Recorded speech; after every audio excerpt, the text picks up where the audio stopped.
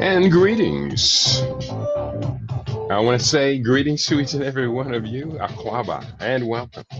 Welcome to another round of the Conscious Roster Report here on LIB Radio, LIB TV, here on livinginblack.com. My name is Kidi Wadu, aka the Conscious Rasta. Weekday mornings, you and I get together live. We come at you from 9 a.m. Pacific time. It's 12 noon Eastern time, 5 p.m. GMT, and 8 p.m. East Africa time. 7 p.m. East Africa time, we get together with you and we deal with culture, consciousness, historical perspectives, entertainment, economics, education, health, labor, law, politics, religion, family, conflict, future studies, all areas of human interactivity and development. Today's date is Monday. It is the 14th day of April, the year 2025 in the Western calendar. This corresponds to the year 6265 in the Kemetic calendar, to which we have realigned our cultural clock. Welcome to the seventh millennium.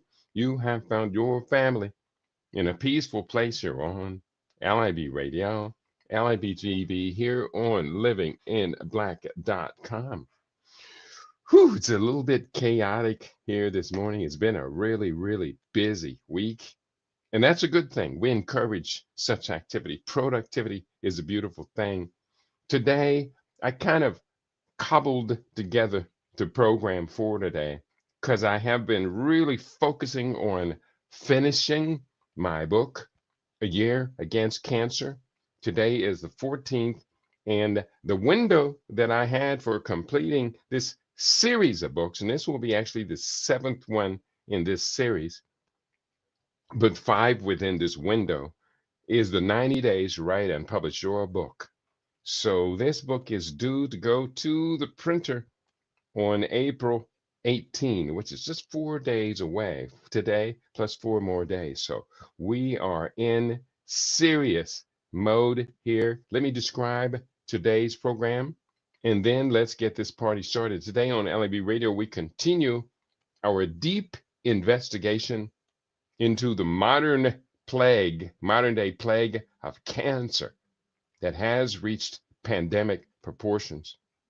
Our focus today is on the new frontiers in cancer treatment.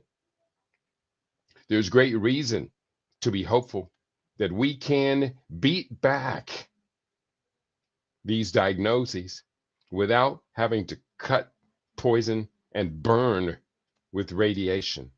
So, new frontiers in cancer treatment is our theme for today. I welcome you all. I hope you had a wonderful, positive, productive weekend. I gotta say, it was a lovely weekend for me, surrounded by people who show a lot of love. And I got a chance to also do a musical performance, even though I must say I was really disappointed in myself.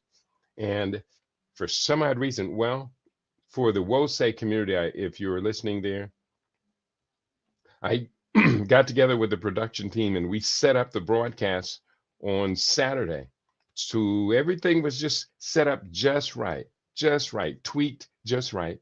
I had to reset my system to do my morning broadcast on Sunday, but I was pretty sure I could just reset it back to the way it was for the Zoom conference with the Wosei community.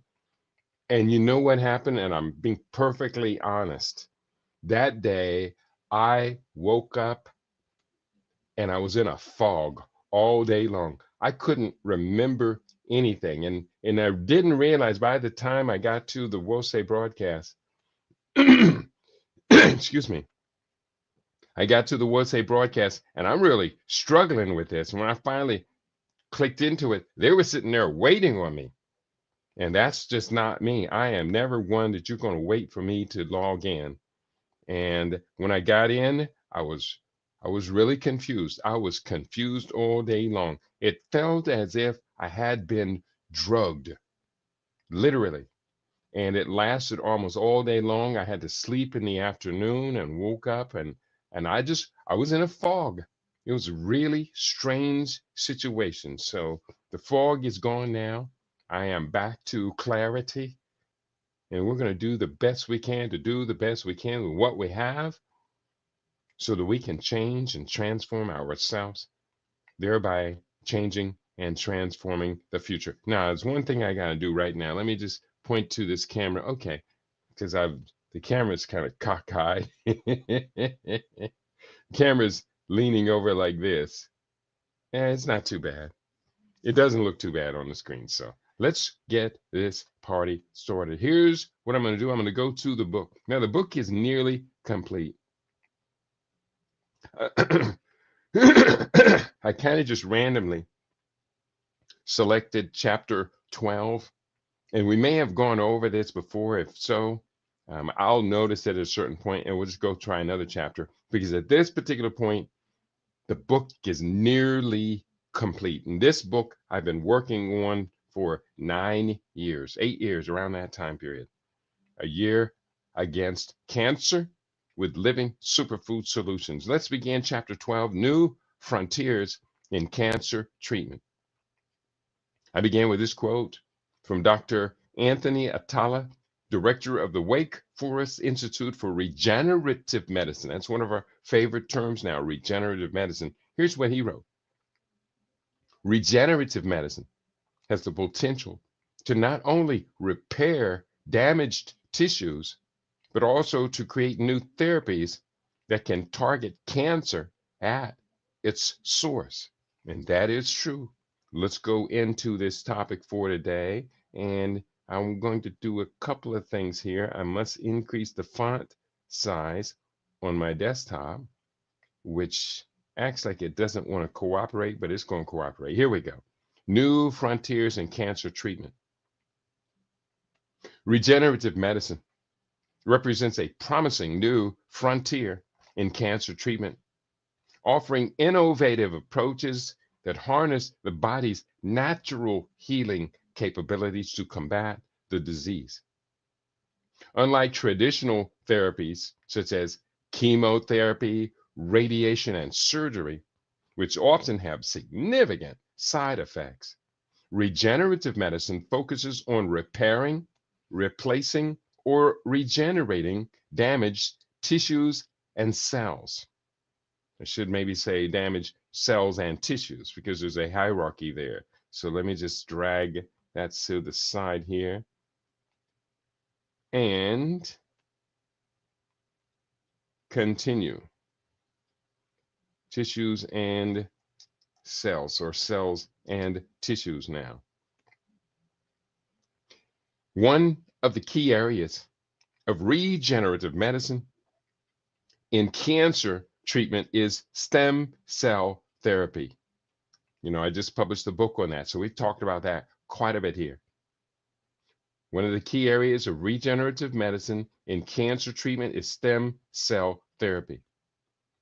Stem cells, which can differentiate into various cell types, can be used to regenerate healthy tissue and potentially replace cancerous cells. For example, in hematopoietic stem cell transplantation, HSCT, high doses of chemo or radiation destroy cancer cells, followed by the infusion of stem cells to rebuild the patient's blood and immune system.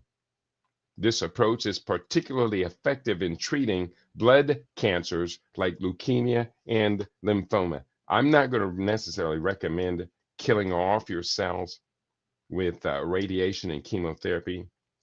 I think that's problematic. I have had one client with leukemia, and as far as I recall, he did not burn and poison his body before getting his recovery using Living Superfood Solutions.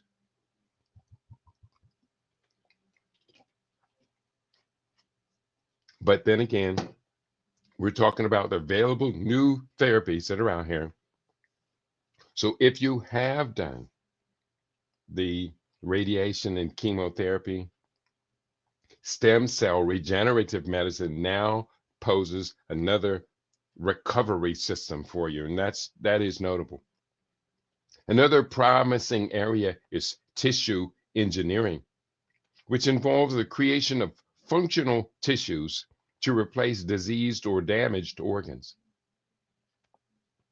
Researchers are exploring using bioengineered tissues to replace or repair parts of the body affected by cancer, such as the esophagus or the bladder.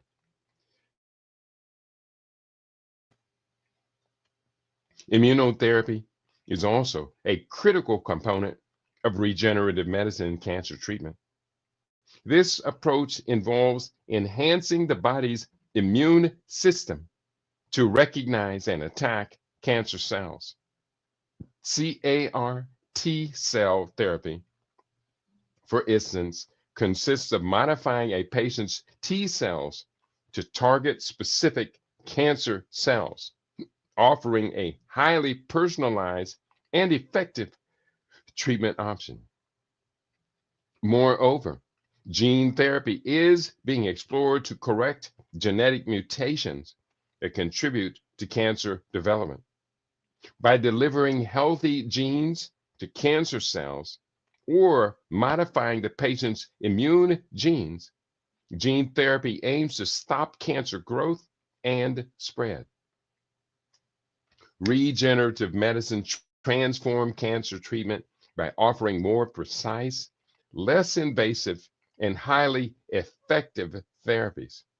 As research continues to advance, these innovative approaches hold the potential to improve patient outcomes and quality of life significantly. That's very, very important. Next, we deal with adoptive cell therapy,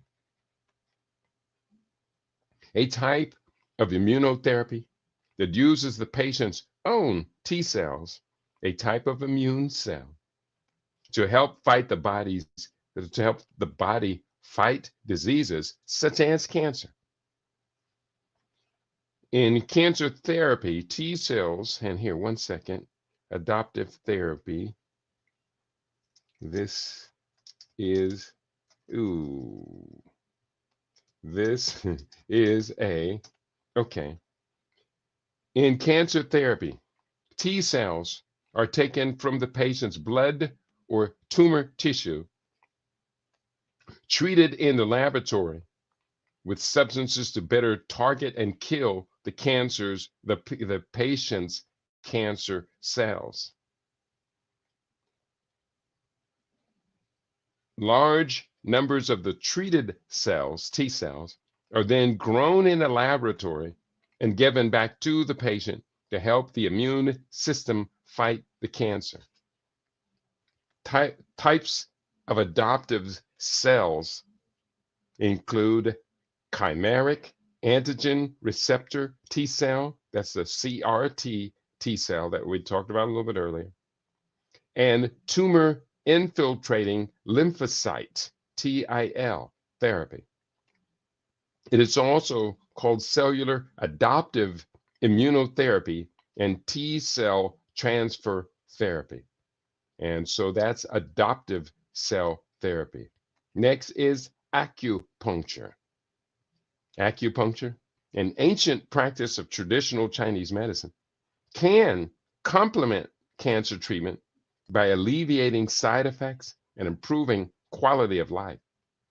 It involves inserting thin needles into specific points on the body to stimulate nerve endings and promote natural healing. For cancer patients, acupuncture can help manage symptoms such as nausea, vomiting, and pain, often associated with chemotherapy and radiation. It can also reduce fatigue, improve mood, and enhance overall well-being. By promoting relaxation and reducing stress, acupuncture supports the body's immune system, potentially enhancing the effectiveness of conventional treatments. While not a cure, the acupuncture offers a holistic approach to symptom management and patient comfort. That's very important. Another one on this list, aromatherapy. This treatment uses fragrant oils to improve health or mood. It may also help ease pain, nausea, stress, and depression. Although generally safe, these oils can cause some people allergic reactions, headaches, and nausea. Okay, going forward, hyperthermia. Excuse me. Ancient medical wisdom points to using heat for maintaining vibrant health throughout the centuries. Modern medicine is just beginning to understand the details of how temperature affects body systems. One thing is clear, however, hyperthermia is a powerful modality for creating alkalinity in the body, for boosting the immune system, and for preventing and possibly even reversing cancer. And I do have a reference on that, hyperthermia therapy, using heat to help heal cancer by Dr. Veronique Desaulniers.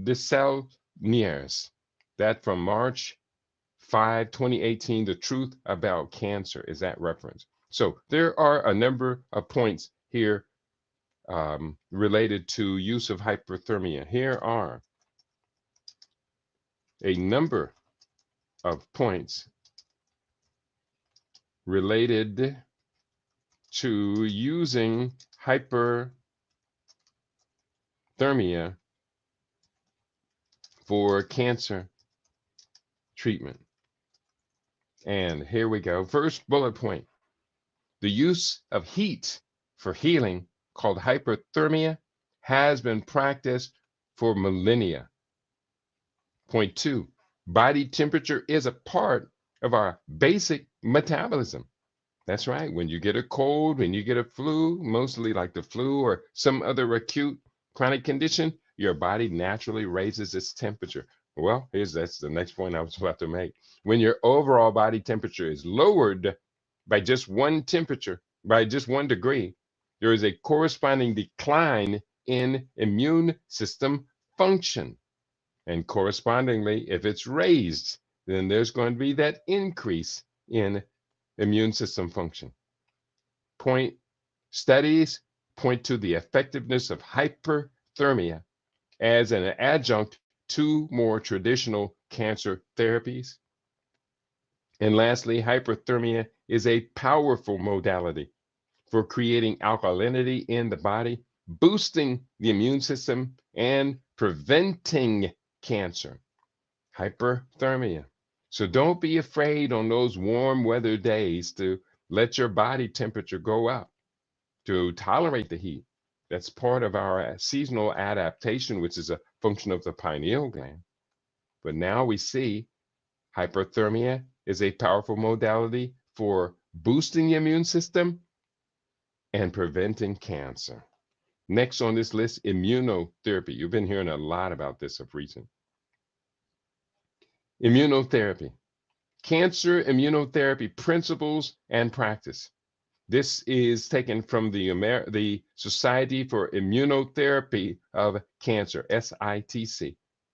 It is the authoritative reference on cancer immunobiology and the immunotherapy treatments that harness the immune system to combat malignant disease. The following is an excerpt from the article Cancer Immunotherapy Principles and Practice. And I cite the research clearly summarizes the basic principles and research supporting cancer immunotherapy clinical translation. It contains expert guidance and treatment strategies for all immunotherapy classes and agents, including cell-based therapies, monoclonal antibodies, cytokine therapies, checkpoint inhibitors,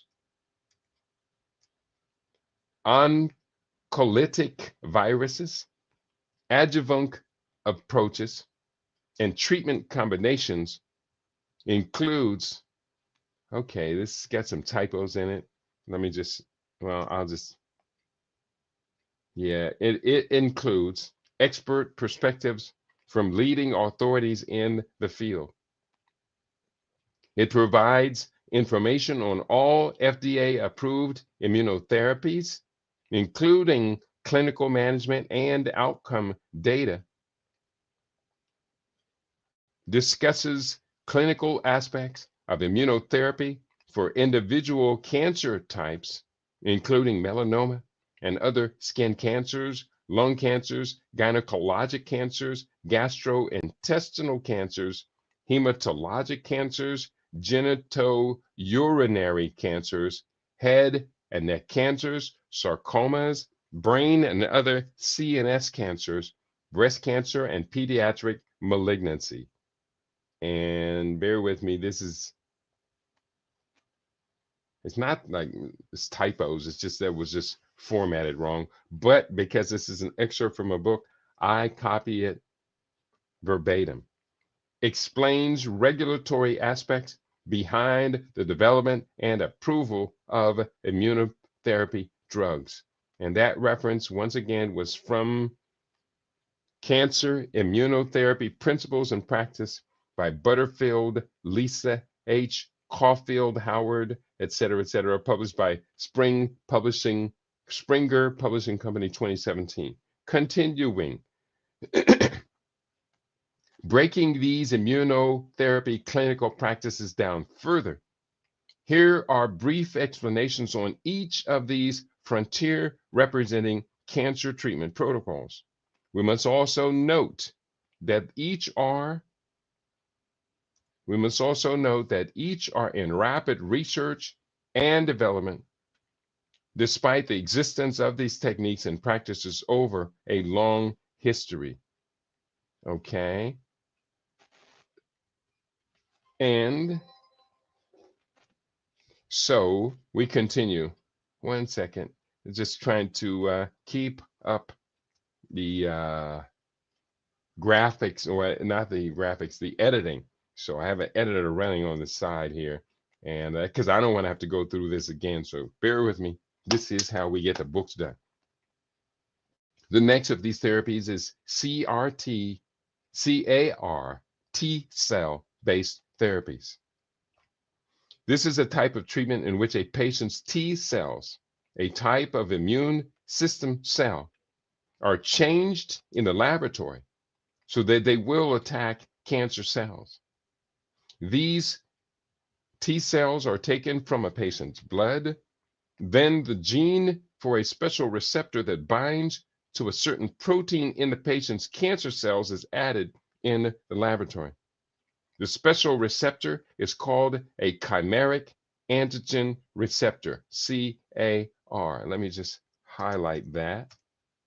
Large numbers of CAR T cells are grown in the laboratory and given to the patient by infusion. CAR T cell therapy is also being studied to treat some types of cancer, also called chimeric antigen receptor T cell therapy. Monoclonal antibodies.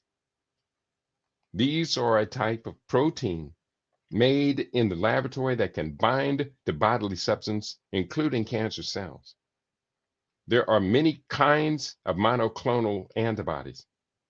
A monoclonal antibody is made so that it binds to only one substance. Monoclonal antibodies are being used to treat some types of cancer. They can be used alone or to carry drugs, toxins, or radioactive substances directly to cancer cells. And interesting, I'm not going to go off on this tangent, but the monoclonal antibodies were used in the vaccination for the pandemic. I'm just going to leave it at that so I don't get another mark from YouTube for talking about that subject. It's been ongoing. Cytokine therapies. Cytokine therapies utilize a type of protein made by certain immune and non-immune cells and affects the immune system. 1 sec. Okay. Some cytokines stimulate the immune system and others slow it down. They can also be made in the laboratory and used to help the body fight cancer, infections, and other diseases. Examples of cytokines are interleukins, interferons, and colony stimulating factors such as filgrastim and sargassumab. Again, examples of cytokines are interleukins, interferons, and colony stimulating factors, filgrastim and sargassumab. All right. Immune checkpoint inhibitors. These drugs block certain proteins some immune cells make, such as T cells and some cancer cells. These proteins help keep immune responses in check and can keep T cells from killing cancer cells. When these proteins are blocked, the brakes on the immune system are released, and T cells can better kill cancer cells. Interesting.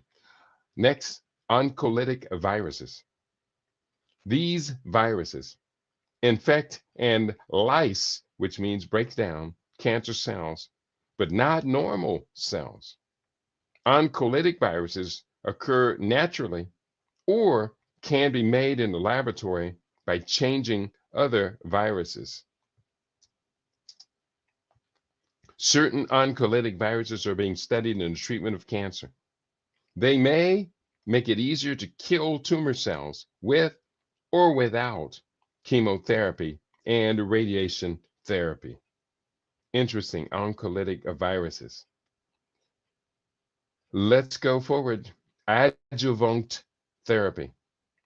This is also known as adjunct therapy, add-on therapy, and adjuvant care. It is therapy that is given to the primary or initial therapy to maximize its effectiveness. Bear with me. Yeah, this thing's trying to get me to correct a whole bunch of stuff. And then just as quickly as I corrected it, it told me to uncorrect it. Okay. The surgeries and complex treatment regimens used in cancer therapy have led the term adjuvant therapy to be used mainly to describe additional treatment. To describe adjuvant cancer treatments, an example of such adjuvant therapy is the additional treatment usually given after surgery where all detectable disease has been removed, but where there remains a statistical risk of relapse due to the presence of undetected disease. If a known disease is left behind following surgery, then further treatment is not technically adjuvant.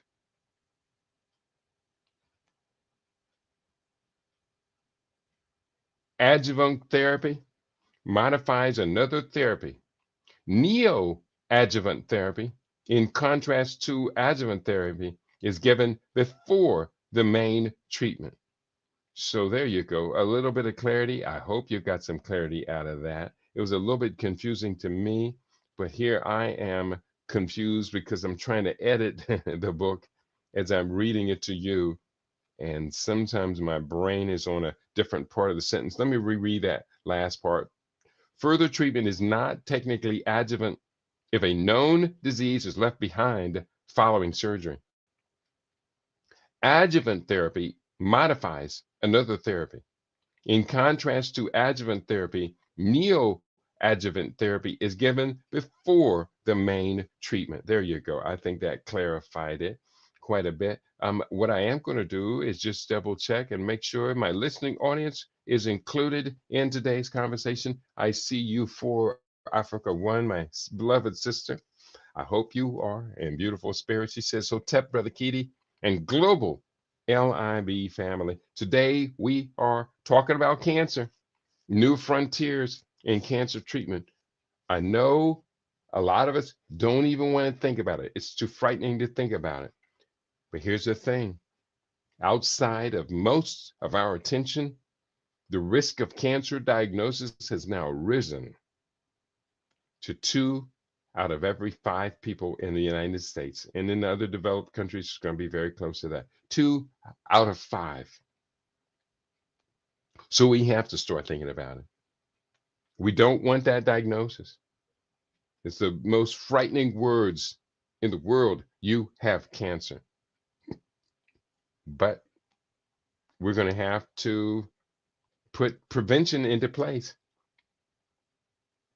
If nobody is really planning on it, or very few people are really planning on it, and it is capturing 2 out of 5, then think about it. What if you have a plan to prevent cancer? What if you spend a year against cancer, modifying your lifestyle, bringing in new habits, eating the right foods? That's what this book is about.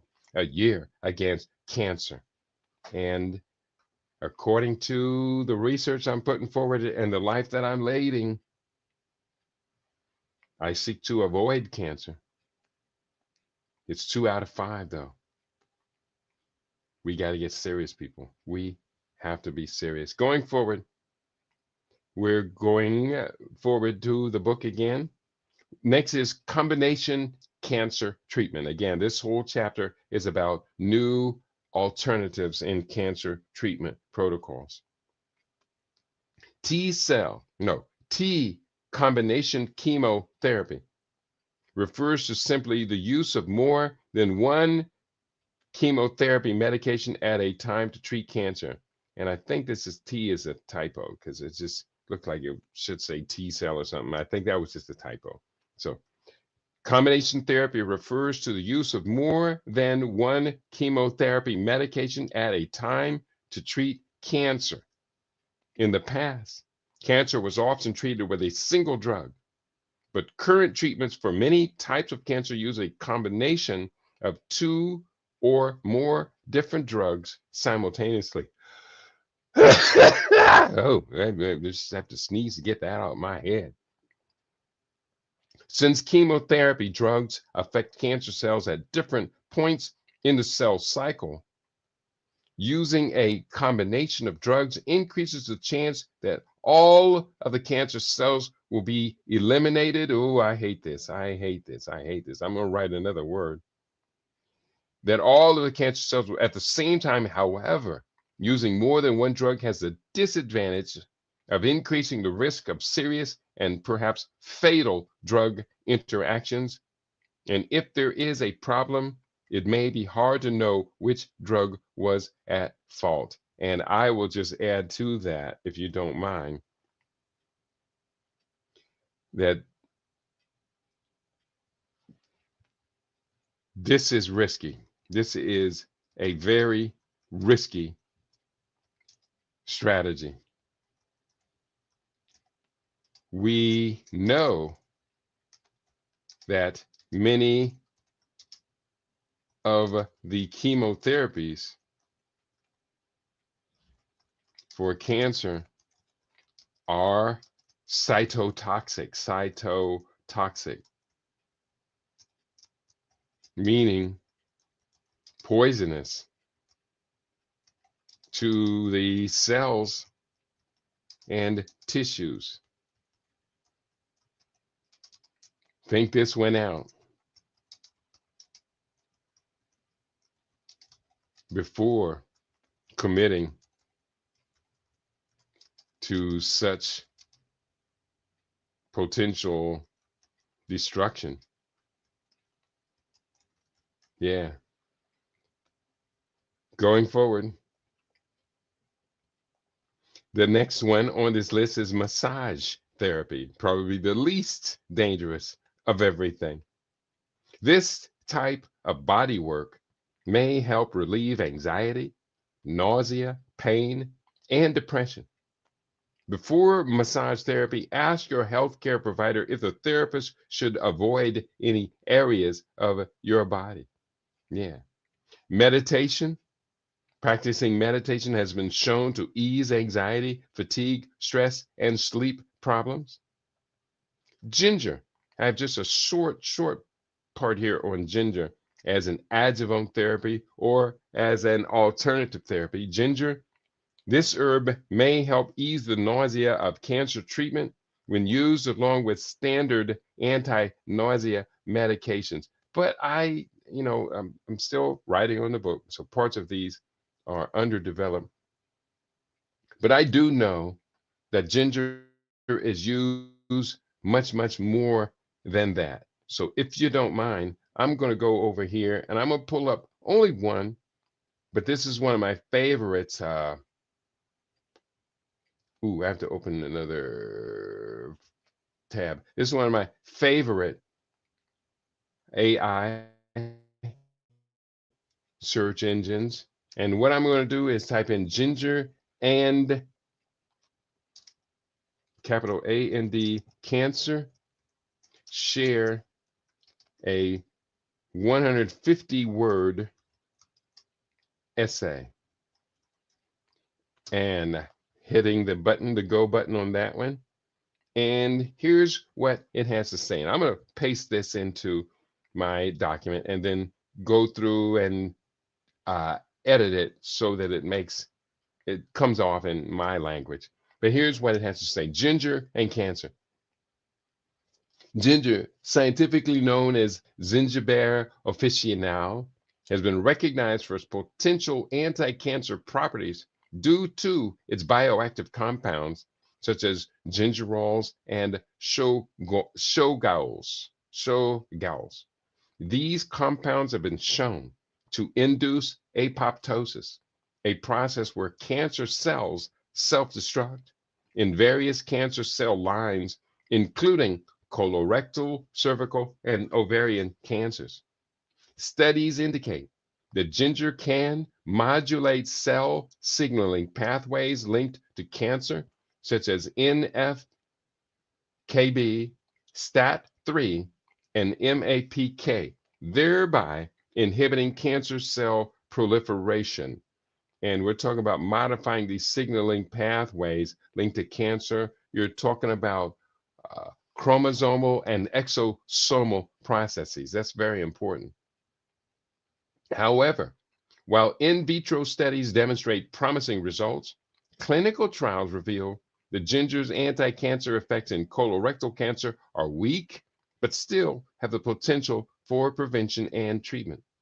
Additionally, ginger has been found to reduce chemotherapy-induced nausea and vomiting in breast cancer patients, making it a valuable adjunct to standard anti-emetic therapy. Despite these benefits, further research is needed to fully understand ginger's role in cancer therapy and to establish standardized dosages and formulation for optimal efficacy. Okay, that wasn't too bad. I am going to copy, cut, and paste that into my document. Paste that with no formatting. And now we have substantial section on ginger, which deserves more than just a couple of lines. And I'll come back and error correct all of that. And he says while he error correcting it. Okay, so going forward, yoga, this ancient mind-body practice, may help relieve stress, anxiety, and depression.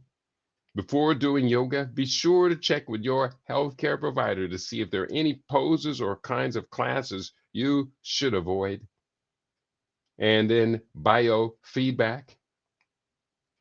This therapy may help ease the pain of cancer. It may also help with sleeping problems. Biofeedback is a mental process. And then the next section is dry fasting. And this one, I put a little bit more uh, effort and credibility into dry fasting. Dry fasting is when you abstain from foods and liquids, including water, for a set period, usually 16 to 24 hours. It can lead to weight loss and reduced inflammation, but poses risks like dehydration and nutrient deficiencies. A significant body of research indicates that dry fasting can improve metabolic functions and cellular repair systems. And as we recall, cancer is cancer is a metabolic disease. That's a very important. So let's go forward with this. This is on dry fasting. Point number 1, dry fasting physiology. Responses to hypovolemia and hypertonicity by the Karger Institute provides fascinating insights into the physiological effects of dry fasting. Here are 15 key findings from the research. And go here to home, turn off that numbering for that. That's just the introduction.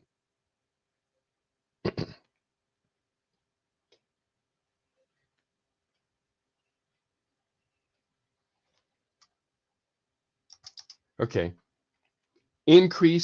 Number 1, increased antidiuretic hormone, ADH. Antidiuretic, not diuretic, antidiuretic hormone levels rose by 60%, aiding in water retention during fasting. Point 2, elevated cortisol. Cortisol levels increased by 495%, reflecting the body's stress response. Number 3, boost in total antioxidant capacity, TAC. TAC improved by 80.4%, showcasing short-term antioxidant effects. Point 4, higher aldosterone levels. Aldosterone, which helps regulate sodium and potassium, increased by 61%. Number 5, reduced waist circumference, the so-called abdominal obesity. Participants experienced an average reduction of 8.2 centimeters in waist circumference. Number 6, weight loss. Body weight decreased by an average of 7 kilograms, with urine accounting for 52% of the weight loss. And it's hard to tell. Well, I didn't really look into the research to talk about the time period by which this dry fasting is going on, but obviously you're not going to lose 7 kilograms in 16 to 24 hours. No, that's not going to happen. Number 7, decreased erythropoietin. Decreased erythropoietin. Erythropoietin levels, a hormone that stimulates red blood cell production, dropped by 65%. Number 8, improved immune response. The study noted that immune stimulating effects during fasting.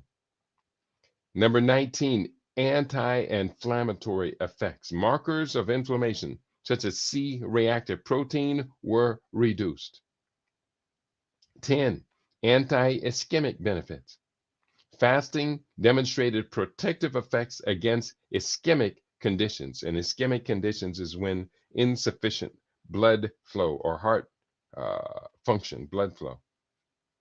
Number 11, vitamin C depletion. Vitamin C levels decreased with a half-life of approximately 4.8 days. Number 12, increased hematocrit and erythrocytes, hematocrit, and red blood cell counts rose, indicating changes in blood composition. Number 13, reduced sodium excretion. Sodium excretion dropped by 60% while potassium excretion remained unchanged. Number 14, metabolic shifts. The body adapted to fasting by utilizing fat stores and conserving water. And 15, potential therapeutic applications. The findings suggest possible uses for dry fasting in treating obesity, edema, and inflammatory diseases. The study delves into the intricate physiological changes during dry fasting and explores its potential health benefits. Dry fasting involves both abstaining from food and water, which can lead to significant metabolic shifts.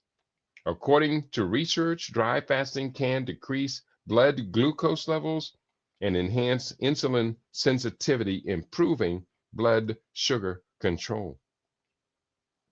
Additionally, it may stimulate the secretion of parathyroid hormone, PTH, which plays a crucial role in bone health by promoting bone reabsorption and formation while increasing calcium levels in the blood. It is essential to note that these benefits are observed within the context of a controlled religious practice, such as Baha'i fasting, which typically lasts for a set period. The research suggests that dry fasting can be physiologically harmless over 2 weeks. Still, it is crucial to consider the potential risks associated with dehydration, including irritability, lack of focus, decreased urination, and constipation. Furthermore, a substantial data on the long-term effects of extended dry fasting on the general public is lacking. Dry fasting beyond 24 hours at a time is not recommended as a widespread health practice due to insufficient evidence and the potential risk. Let me repeat that sentence so you can hear it clearly coming from me. Dry fasting beyond 24 hours at a time is not recommended as a widespread health practice due to its insufficient evidence and the potential risks. In summary, while dry fasting shows promise in improving metabolic health and cellular repair, it also carries risks that must be carefully considered. I encourage further research to fully understand its long-term impacts and establish safe use guidelines. And so that takes us out of chapter 12. And chapter 12 again entitled, where's the title? I'm supposed to be seeing a title here. Ooh. Okay, let me fix this. Here, bear with me. We're on page 138. I gotta go back and fix this. Let me go to the beginning of the book where we see the titles. Okay, it's just not there in the whole book. So I'm gonna have to fix that. Let me type in fix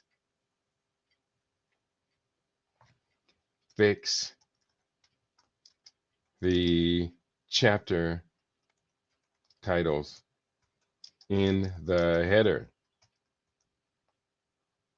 And there we go. So let me go to chapter 13 and yeah, fix the chapter titles in the header. Put that note in. Sorry about that, but I got to get it right. We're going to go to chapter 13. I'm going to keep picking it up. And I just noticed that the header was not right in the book. So we got all of those in. Dry fasting. Chapter 13 is entitled Prevention First. And chapter 13 title is in place. Let me go. Okay, it's a little weird, but I'm going to fix that. You don't have to worry about that. So, prevention first, chapter 13. I began with this quote from Dr. Max Gerson, a very significant figure in this whole uh, genre, this whole realm of cancer that we have understanding about and writing about. So, this chapter entitled Prevention First, Dr. Max Gerson writes, a normal body has the capacity to keep all cells functioning properly. It prevents any abnormal transformation and growth. Therefore, the natural task of this cancer therapy is to bring the body back to that normal physiology or as near to it as possible.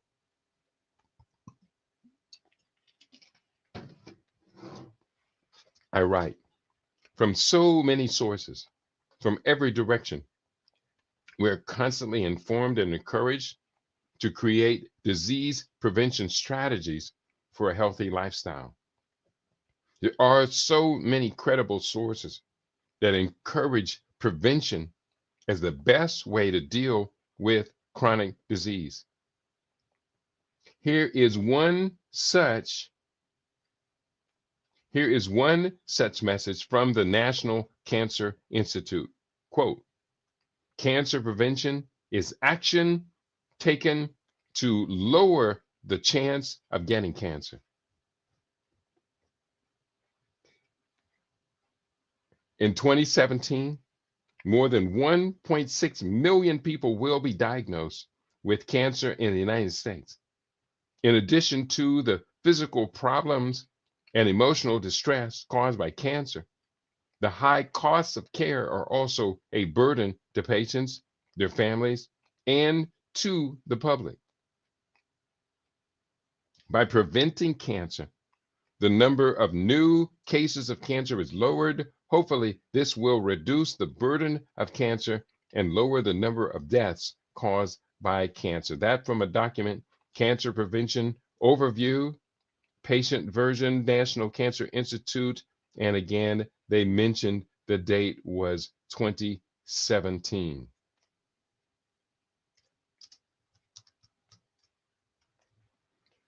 For the year, the National Cancer Institute raised the figures for cancer diagnosis in the year in the nation.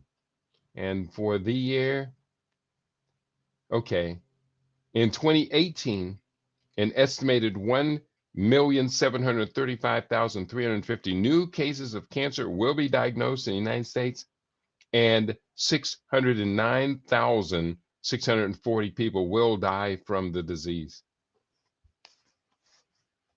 And those numbers are kind of old. So I'm going to go ahead and see if I can update that whole section. So bear with me. For the year 2018 is what I should have said here. That's what confused me. 2018. And let's go forward. Double highlight this and paint it yellow and come back and say, update this old information. Okay. There are numerous ways by which we actively, proactively create disease prevention in our lives. A central theme, which has followed this entire series of Living Superfood books, is what I've termed the 7 principles of optimal health. I wish to briefly share these 7 principles, 7 fundamentals by which we can manage and master towards the aim of disease prevention. So here are the 7 principles. They are the breath, hydration, nutrition, rest, exercise, detoxification, and number 7, the mind, body, spirit matrix. Now that's where this chapter actually finished. So this was obviously just started the chapter. And let's just go through these 7 principles of optimal health. Obviously, the breath is first. Mastery of the breath gives us tremendous potentials. I did cover this extensively in the book Living Superfood Research, which I guess I can pull that book off the shelf. And I covered it in a number of other books, including Living Superfood Life to the Max. So I covered this originally in this book, Living Superfood Research. Don't get sick, stay off drugs, and live a long time. And then it's been in almost every book that I've written on living superfood since then. So if you don't mind, I'm just going to go grab this book, Living Superfood Life to the Max. And here we have the 7 principles of optimal health. My 2014 book, Living Superfood Research, Don't Get Sick, Stay Off Drugs, and Live a Long Time, introduced the 7 principles of optimal health. These fundamental concepts crystallize in my health regimen after many years of detailed research, public advocacy, and education on achieving optimal health outcomes. There is a simple elegance to this set of natural living concepts. I've used these 7 principles in countless presentations over recent years and have always enjoyed the audience's receptivity to these concepts. Therefore, I reintroduce these principles herein as a foundation of our intention to create space for a healthy outcome, which is the mission of this book, Living Superfood Life, the mission of Living Super in Paradise, the mission of Living Superfood Longevity, and so many other books. In research, these 7 principles are presented across an extensive chapter. In addition, there are pages describing multiple approaches to take advantage of each principle.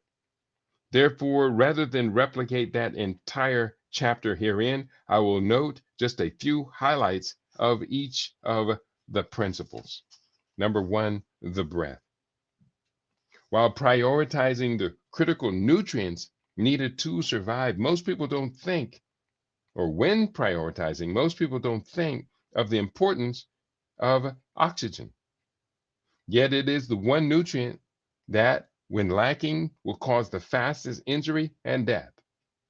Most of us get panicky when denied oxygen for more than 20 seconds.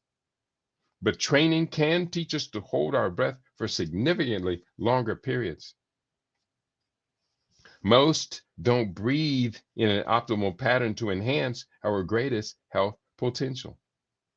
Improper breathing is associated with several chronic diseases, including hyperventilation, asthma, anxiety, breathing disorders, depression, chronic fatigue syndrome, cancer, hypoxia, which is low oxygen in cells, cystic fibrosis, diabetes, epilepsy, acquired immune deficiencies, sleep apnea, and a spectrum of disorders related to the inadequate exchange of carbon dioxide. Finally, deep, slow breathing is closely associated with longevity and is employed within natural health and spiritual systems worldwide.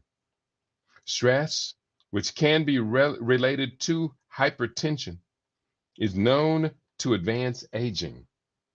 One of the most effective techniques for neutralizing this imposition of stress into our lives is to take control of our conscious breathing pattern and go for slow, deep breathing.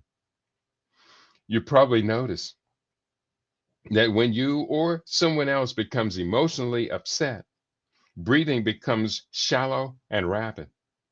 Or you will unconsciously choke off your own breath because of tension constricting your lungs. To undo this constriction serves to rebalance one's emotional energy and reverse the impact of stress and anxiety on the hormone system. I hope that is now apparent to you why control of breathing is the first key principle toward building a healthy lifestyle. Second on this list, water, hydration. Water comprises 70% of the surface area of our planet. Similarly, our body is about 60 to 70% water, depending on one's healthy hydration level. The brain is said to be 70% water. Water is the greatest percentage of our muscles, lungs, and blood. We need water to regulate body temperature, to move nutrients throughout the body, transmit chemical communicators, hormones, remove waste, and protect joints and organs. Ultimately, hydration is fundamental to a healthy body. Yet, because of poor nutrition habits, most of us walk around each day in some stage of dehydration. Symptoms of mild dehydration include chronic pains in joints and muscles, lower back pain, headaches, constipation, smelly urine, dry skin and eyes, blistering lips, etc. In addition, many people consume too much of their liquids in the form of soft drinks, coffee, or alcohol. Yet these substances contribute to dehydration in the long run. About 20% of the water we ingest is extracted from the foods that we eat. Fruits and vegetables provide a critical source of hydration, especially if they are in the most natural and unprocessed state, along with a spectrum of essential nutrients our bodies need. It's generally agreed that we can all consume more water daily and gain better health directly. The formula that seems to work best for just how much water to drink is to take your body weight in pounds, divide it in half, and consume that amount of ounces of water daily. Thus, a 160-pound man or woman, 72.5 kilograms, would ideally drink about 80 ounces or 2.5 quarts of water daily, 2.37 liters, for optimal health. Water sources are diverse, and some are significantly better than others. Sources include tap water, reverse osmosis filtered and oxygenated, distilled, alkaline, solid carbon block filtered, bottled, spring, and well water. My daily water choice is supplied from reverse osmosis filtered and oxygenated. Next, food nutrition, the third of the 7 principles of optimal health. Taking notes? Here, let me see if anybody's talking to me. Are you talking to me today? I bet you are. I don't see anybody talking to me via YouTube. Let's see what's happening with my lovely Facebook crowd. Nobody talking to me. And has anybody at least hit the like button? Okay, I'm the best. I actually have a good sized crowd at Rumble, which is our main broadcast site. So make sure you speak up. Don't just be a flower on the wall. Make sure you contribute to what the conversation is about. The fourth principle, third principle is food nutrition. The very heart of the living superfood regimen is about food and nutrition. I have coined a phrase that sums up the strategy regarding getting proper amounts of hydration, vitamins, minerals, proteins, carbohydrates, enzymes, essential fatty acids, and fiber within our meals. I call this strategy full spectrum hypernutrition. I am convinced that this is one of the great discoveries of recent centuries for the benefit of disease resistance, vital energy, and longevity. These 8 critical classes of nutrients comprise the full range of what we must consume to be whole and healthy. The basics of food nutrition require us to consume hydration, vitamins, minerals, enzymes, and a full spectrum of amino acids to be found in complete protein, carbohydrates, essential fatty acids, and fiber. Together, these provide the entire range of daily nutrients for our body systems. Throughout the book, I will have much more to share on all aspects of optimized nutrition. Point number 4 of the 7 principles: sleep, rest. Many of us are constantly driven by daily demands, including our work routine, recreational activities, internet and social media distractions, electronic entertainment, and occasionally love making sessions. As such, sleep is one area where we have habitually come to sacrifice quality time to fit other priorities into the day. Sleep is just as important to long-term well-being as the other 6 principles. Sleep deprivation is a major problem in today's urbanized societies. Our sleep is largely regulated by one of the supreme components of the hormonal system, the pineal gland. Contrary to what many believe, it is the pituitary gland that is the supreme master of the glandular system. The pineal gland regulates our relationship to the circadian rhythm. In other words, it keeps us synchronized with day and night and to solar patterns corresponding to the year's seasons. Humans evolved to work and be active during the daylight hours from sunup to sundown and to rest during the dark hours, contrary to other species who hunt at night and rest during the day. However, our fundamental relationship to the circadian rhythm has been completely thrown off in the past century. This is largely a consequence of the electrification of our homes, extending industrial production into, quote, graveyard shifts, and the more recent development of electronic information flow and entertainment, much of which is consumed long after the sun has set.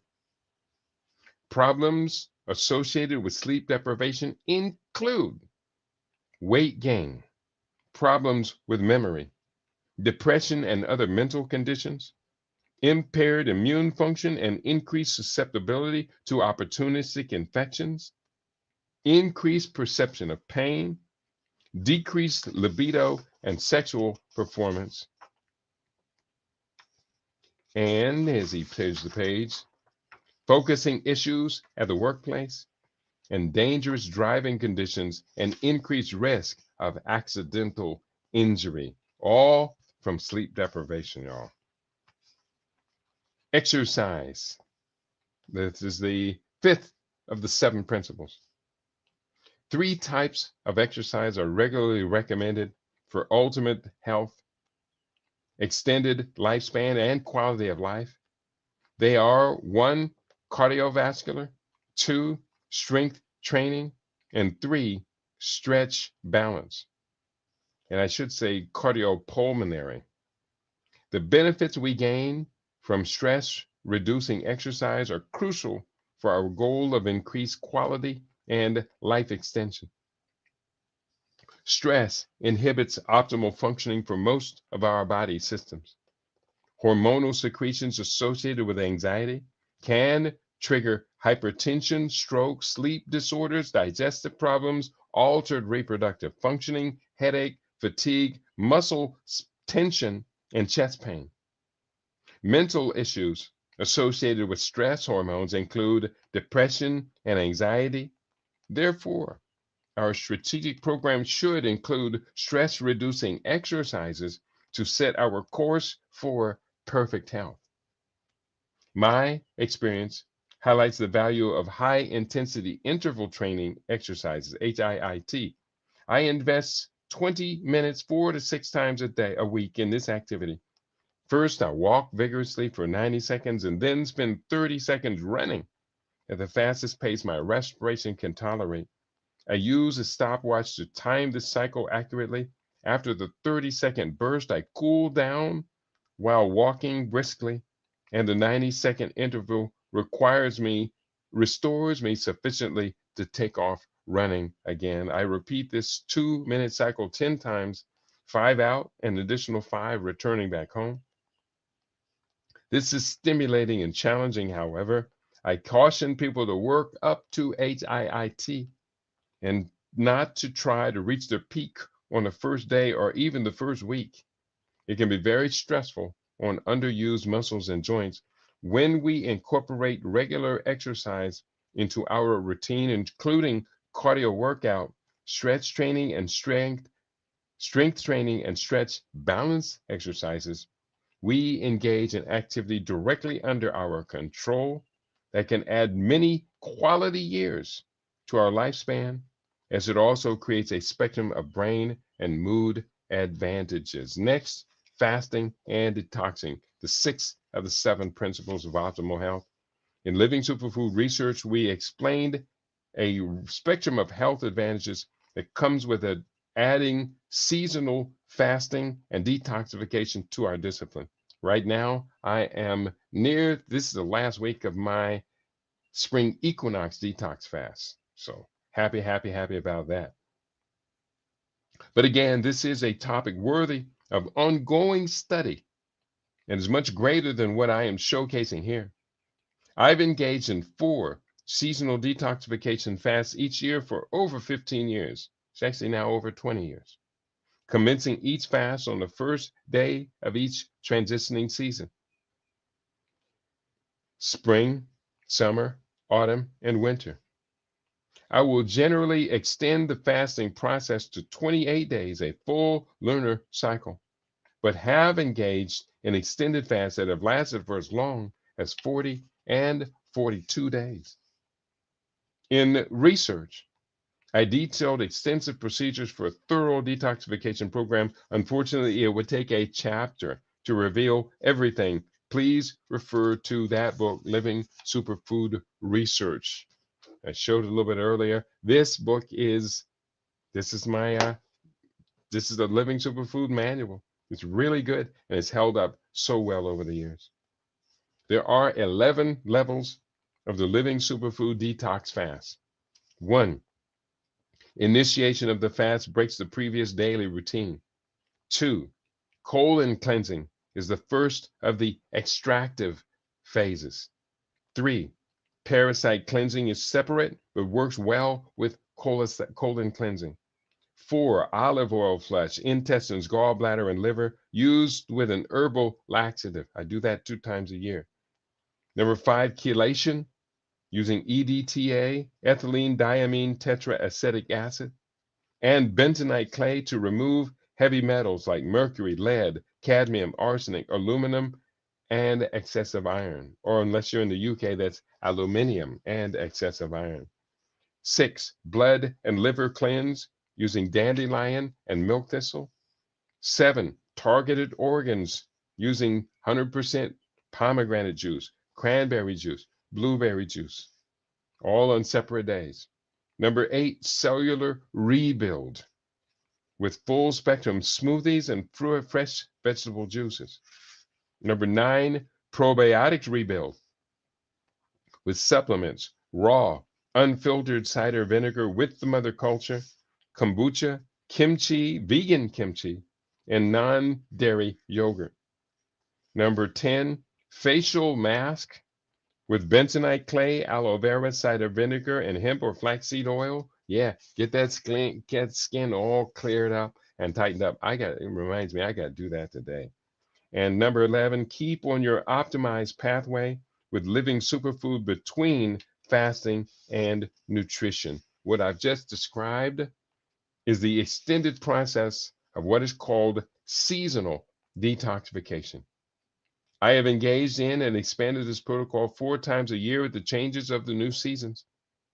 I began seasonal detoxification 20 years ago, which has been quite rewarding. Intermittent fasting is a type of daily procedure where one limits the hours of eating and extends the hours of not eating. For example, a typical intermittent fast might avoid eating from 8 p.m. until 8 a.m., a period of 12 hours, or noon, 16 hours. This break allows the body to multiple advantages that directly contribute to overall well-being. It is also an easy procedure to begin.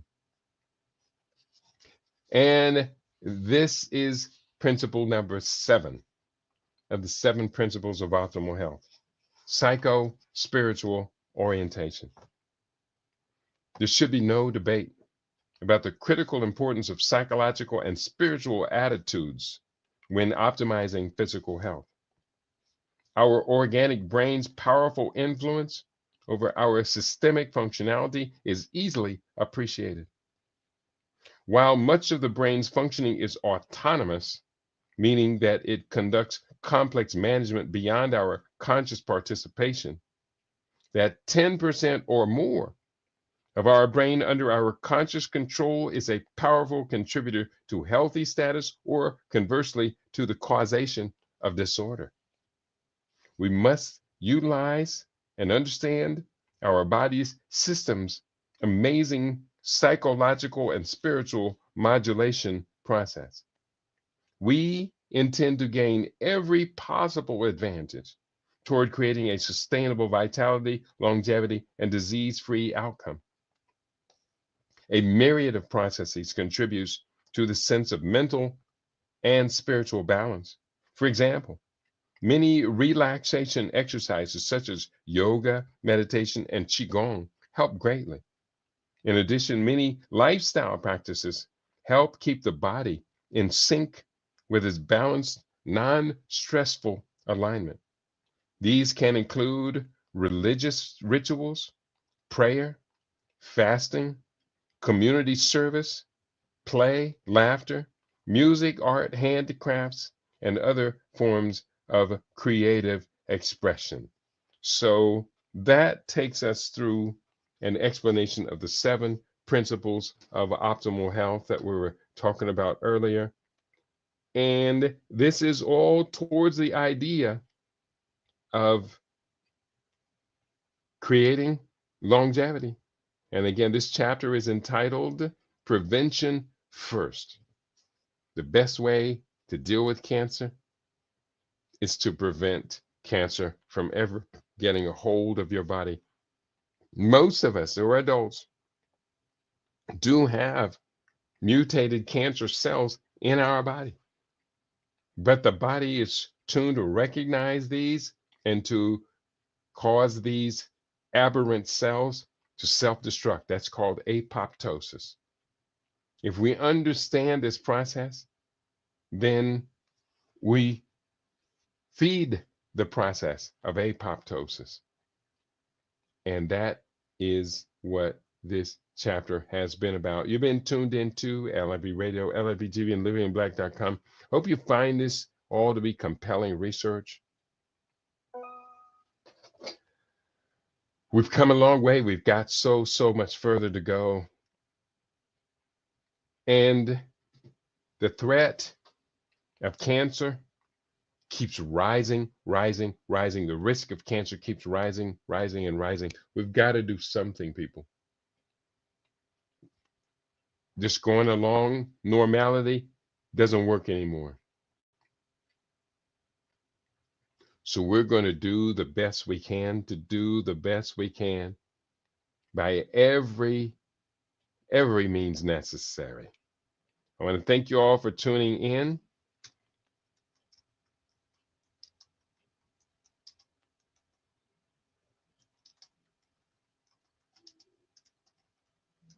Okay, so on that note, I'm going to go ahead and wrap it up.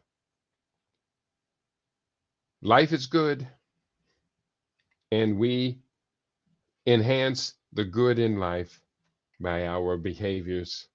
Tell your friends that we have our own now. This is LIB Radio, LIB TV, and livinginblack.com. This is our healthy family. This is where we get together on a daily basis to address key issues, critical issues relative to our safety, security. It's a good time to be alive, to be alert, to be awake. It's a bad time to just be passive and accepting whatever comes along with a laissez-faire attitude. Well, when that thing that comes along and grabs you, 2 out of 5 people, and says, you now get a chance to ride this cancer horse, let's just hope and anticipate that you have read this book or similar book that shows you how you can avoid losing your life or the life of someone you love due to cancer. Peace and prosperity to each and every one of you. On your favorite, we aim to be your favorite. We are LIB Radio. We are LIB TV. We are livinginblack.com. Peace and prosperity to each and every one of you.